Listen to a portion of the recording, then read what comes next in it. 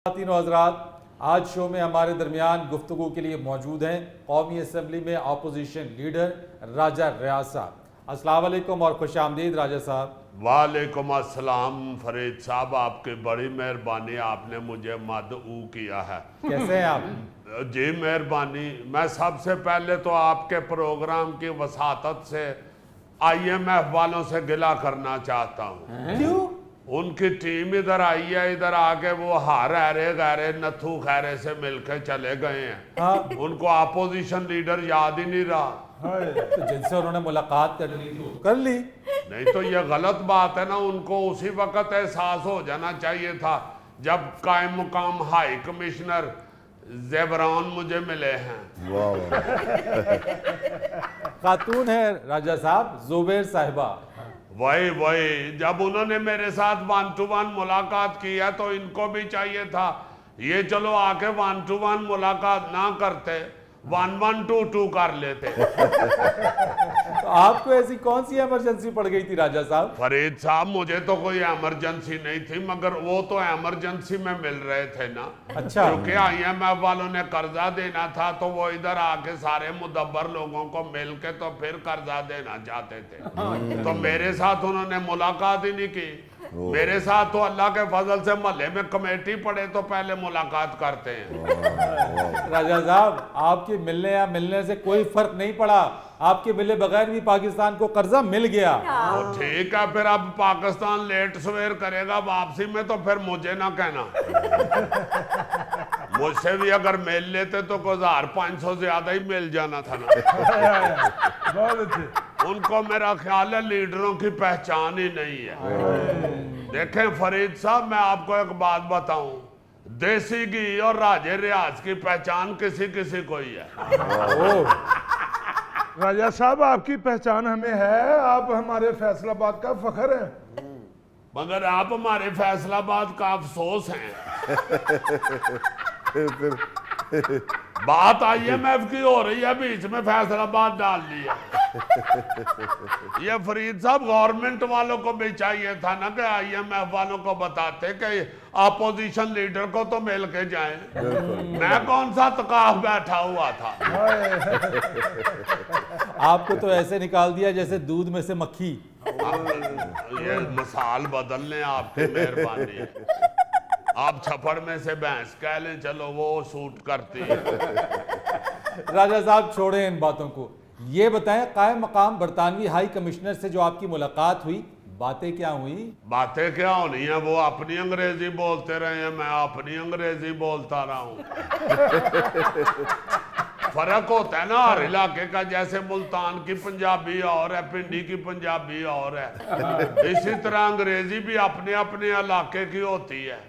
तो वो अपने इलाके की अंग्रेजी बोलते रहे हैं, मैं पाकिस्तानी अंग्रेजी बोलता रहा हूँ। वैसे उनके चेहरे के एक्सप्रेशन से पता चल रहा था कि उनको मेरी अंग्रेजी की समझ आ रही है, और मैंने उनकी अंग्रेजी की समझने की खुद कोशिश नहीं की। मैं यस यस ही कहता रहा हूं, क्योंकि मुझे पता था कि इस वक्त जो सिचुएशन है पाकिस्तान की, अंग्रेज के आगे यस यस ही कहना है। एक जगह पे मैंने वैरायटी के लिए नो कहा है तो वो आगे से हंसना शुरू हो गई। वो बाद में मेरे सेक्रेटरी ने बताया कि वो कह रही थी आप बहुत अच्छे इंसान हैं। गलत जगह पे नो कह दिया आपने राजा वो साहब। मुझे समझ नहीं आई ना, मुझे ऐसे लगा कि वो पूछ रही हैं आपके लिए चाय मंगवाऊं। राजा साहब, वो आपके पास आई थी मुलाकात के लिए, उन्होंने क्यों चाय मंगवानी थी? इसीलिए तो मैंने नो कहा था। मैं उधर गया होता तो मैंने क्यों नो कहना था। अच्छा राजा साहब, आजकल आपका एक और बयान बड़ा गर्दिश कर रहा है मीडिया के ऊपर। आप कहते हैं कि पीपल्स पार्टी छोड़ना आपकी जिंदगी की सबसे बड़ी गलती थी। फरीद साहब, इसमें कोई शक नहीं है, क्योंकि पीपल पार्टी मेरी पहली मोहब्बत है, और ये मोहब्बत पीपल के नीचे बैठ के शुरू होती है। इसलिए मैं समझता हूँ कि पीपल के नीचे पीपल पार्टी ज्वाइन की थी मैंने। अच्छा। तो वो तो मुझे सारी जिंदगी याद रहेगी। मुझे तो जब भी भुट्टो साहब याद आते हैं तो दिल भर जाता है। वैसे भी अपने भांजे के साथ गले मिले हुए बड़ा अरसा हो गया, बड़ा दिल करता है कि भांजा हमारा हमारे गले लगे। हाय। भांजा कौन राजा साहब? बिलावल भुट्टो जरदारी। ओह। वो जाहिर है भांजे हैं हमारे, और हमें तो बड़े प्यारे लगते हैं। जी। बल्कि जब भी मैं दुनिया टीवी लगा के देख रहा होता हूँ, बिलावल भुट्टो टीवी पे आए तो मैं उठ के टीवी चूम लेता हूँ। दोस्त मुझसे पूछते हैं तो मैं कह देता हूँ मुझे दुनिया टीवी बहुत अच्छा लगता है, क्योंकि इसमें हंसबे हाल आता है। मगर असल बात यही है कि मुझे अपने भांजे पे बड़ा प्यार आया होता है। जिए भुट्टो। ये जब वो टिकट दे देंगे फिर लगाना नारा। राजा साहब, आपकी इन बातों से ऐसा लग रहा है कि वापस पीपल्स पार्टी में जाने के लिए आप पर तोल रहे हैं। हाँ। ने पार तो इस वक्त गिले हुए हैं, तोले ही नहीं जा सकते, क्योंकि मेरे पास अपोजिशन लीडर का ओहदा है। तो मैं इस वक्त अगर पार्टी चेंज करूंगा तो फिर मुझे ओहदे से दस्तबरदार होना पड़ेगा। तो मैं चाहता हूं कि ओहदे नसीबा नाल मिलदे ने, हले दस्तबरदार नहीं होना चाहिए। यानी 14 अगस्त को असेंबलियां तहलील होने का आप इंतजार कर रहे हैं। हाँ, आप कह सकते हैं। उसके बाद इंशाल्लाह जो भी पार्टी ज्वाइन करनी होगी दोस्तों के मशवरे से ही ज्वाइन करेंगे, और सारे इकट्ठे ही इंशाल्लाह जाएंगे। मेरे पास भी की हैं वोट। अच्छा। और दोस्त सारे जहां भी जाएंगे इकट्ठे ही जाएंगे। अच्छा।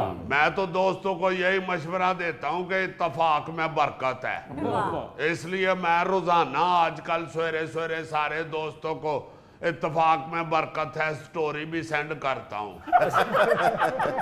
एक दिन मैंने इत्तेफाक फाउंड्री की स्टोरी सेंड कर दी, वो समझे शायद नून लीग में जाना चाहता है ये।